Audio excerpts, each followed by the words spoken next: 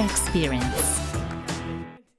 So if you are looking for a language tutor, you want to practice your language skills, especially if you don't live in the country where the country you're learning is spoken, or if you're traveling a lot like I am, then I recommend you go down to the description below the video and check out a link there for italki or italki, because that is a service I have used an awful lot over the last few years, as many of you know who are regular viewers to the channel. And there you're going to find tens of thousands of language tutors, and you can have classes with them, one-on-one individual classes via Skype. You don't have to meet them in person, and you can do all the payments online, and it's something that I have used regularly over the last few years to learn my languages. And of course you get a special discount if you go through my link. There is some starter credit of $10 towards your first lesson, so go check out the link to italki or italki, depending on which way you want to pronounce it. Welcome back to another episode. This is part 2 of episode 3 of the podcast, the Zara Experience podcast. So as I said last week, it is actually a little bit too long this to do in one episode when we came to editing it together. I'm actually no longer in Brussels in Belgium. I'm in Odessa in the south of Ukraine. Lots of great content coming from here. So if you're new to the channel, I'm Connor, and yeah, go ahead and subscribe to the channel so you get, and make sure you whack the notification bell so that you get notified whenever there's new videos uploaded. With that said, let's get into today's episode. How much Russian do you need to know? I mean, like, is it feasible to say that you just studied Russian for a few months and then you come to Odessa and you're fluent in Russian? Or like, how much do you Yeah, that's a very good question. Need to learn anything? I think you need to get up to an intermediate level.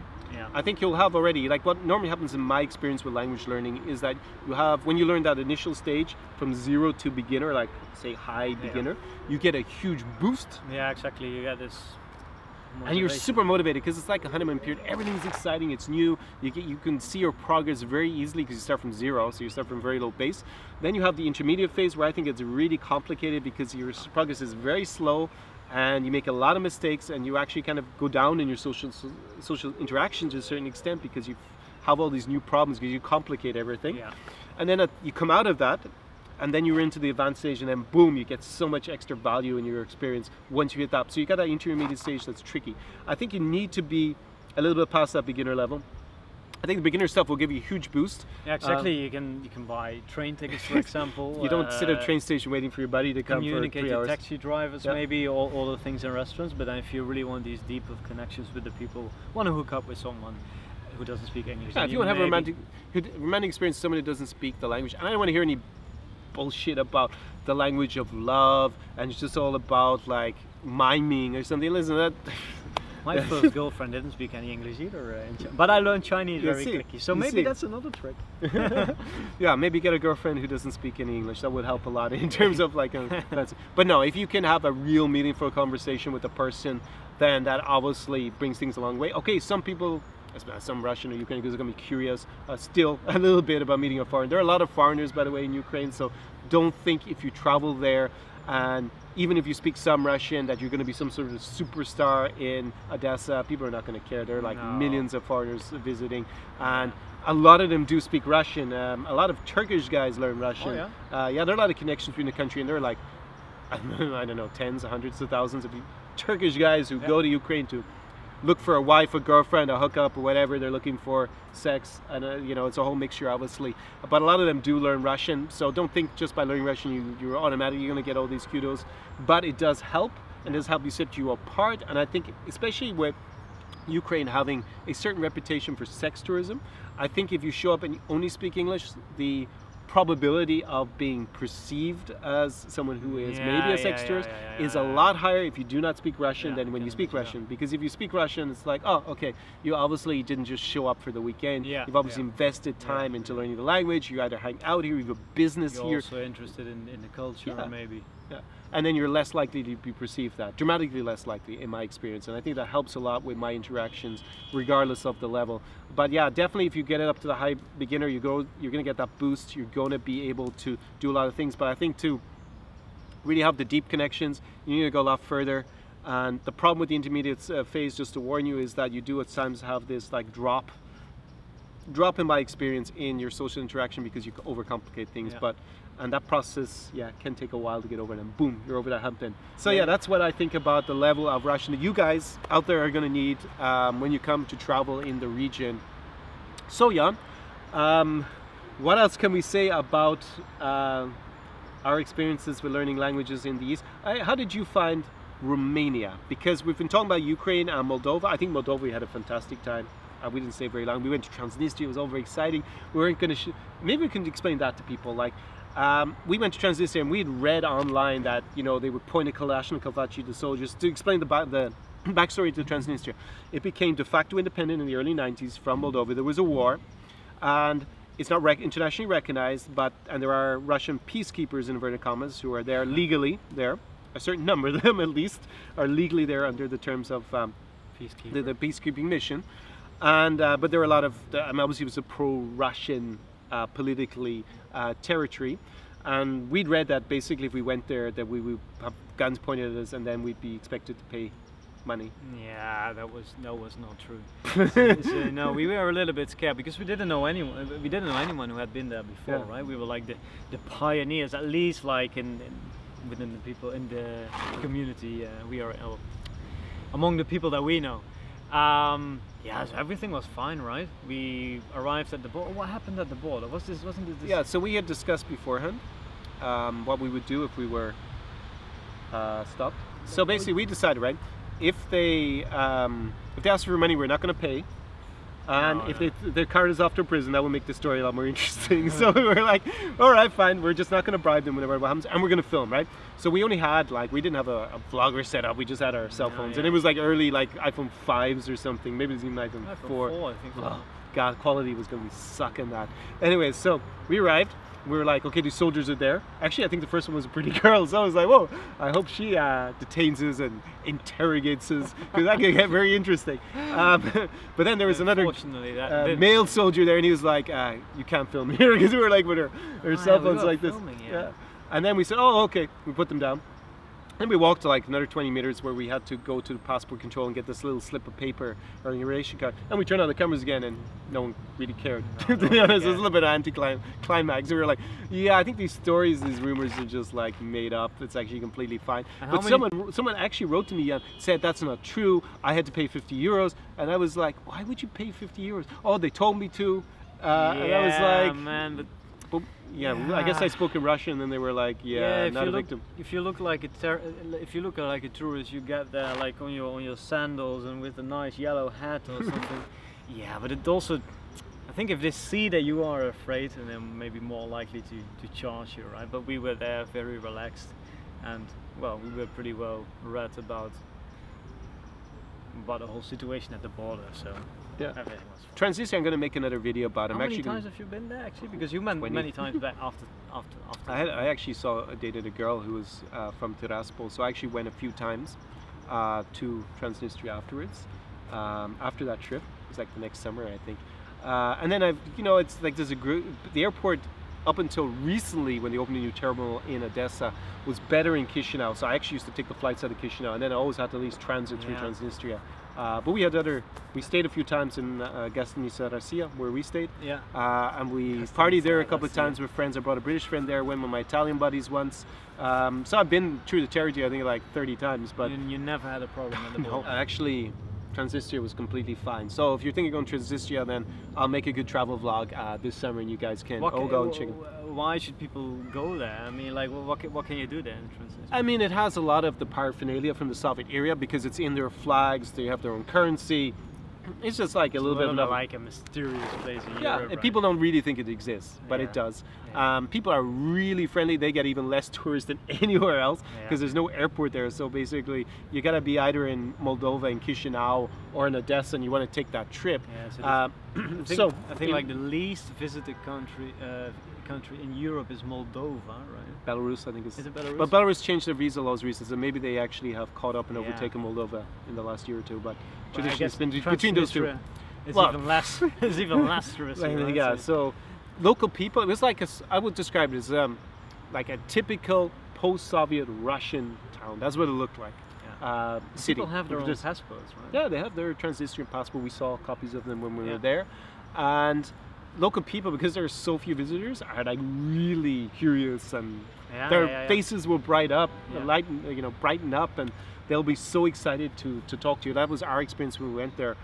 So it, yeah, it was like complete opposite of what we'd read online. It was like, no, this is probably the friendliest place I've been. Belarus is also, I think, in that level. Belarusians are so welcoming and friendly. So it's kind of giving you that experience. So if you go to Eastern Europe, you want to even go to the less visited parts, the road less traveled. In Eastern Europe, you don't want to. You should definitely go to Kiev, Lviv, Minsk, Moscow, Odessa, as well.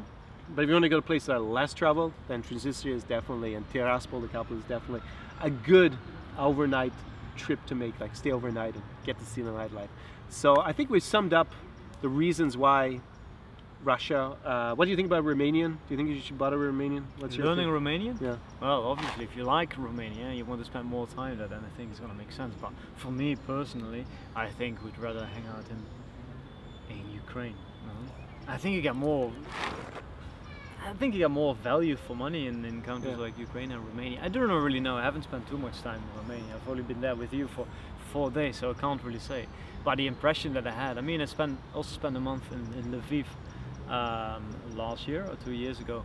Yeah, you can't just, every morning you go out for breakfast and then lunch, and then again in the evening you go out for dinner, like in really nice restaurants, and for less than €5 you have a really good meal with a glass of wine. Taxis are super cheap. I don't think Romania is at that price level. No, definitely not. Yeah, and it's also like Odessa, Kiev, but also Lviv. They're really like beautiful towns. Not touristy. Well, maybe Ukrainian tourists, but not many foreigners there. A lot of Turkish guys. Lots of Turkish guys. Yeah, that's true. Okay. There are a lot of. I think in my experience, because I actually spent a good bit of time in Romania, I think Transylvania is one of the most beautiful regions in all of Europe. I think if you're interested in traveling the region, go to Transylvania. I think that's really the highlight, and they have beautiful towns there like Sibiu, Brasov, Sighișoara. Amazing city. These are not huge cities. They're like, a few 100,000 people at most. I think even less. I think they're like 200,000. And definitely, if you're going to spend time there, then it's good to learn Romanian as a language, of course, for communication. Romanians tend to be more multilingual than Russians or Ukrainians, even Moldovans.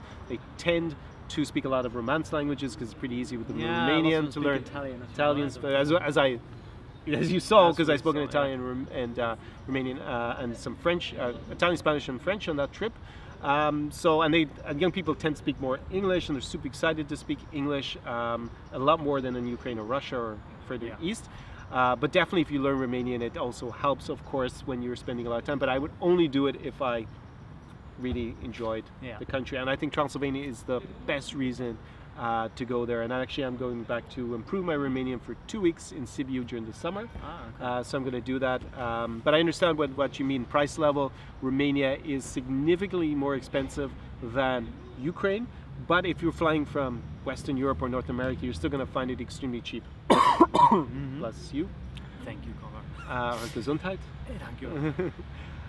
So yeah, basically don't expect it to be as cheap as it used to be in Romania. I also think that Ukrainians or Russians are more open and friendlier in general than Romanians. Romanians tend to be a bit more reserved, so I think the overall experience as a traveler, especially when you learn the local language, is better in Ukraine and Russia. But on the other hand, people in Transylvania are friendly, and friendlier than, I think it's an issue in Bucharest. I think in the south of Romania, people are less open and less friendly than in the provinces further to the north or the center of Romania.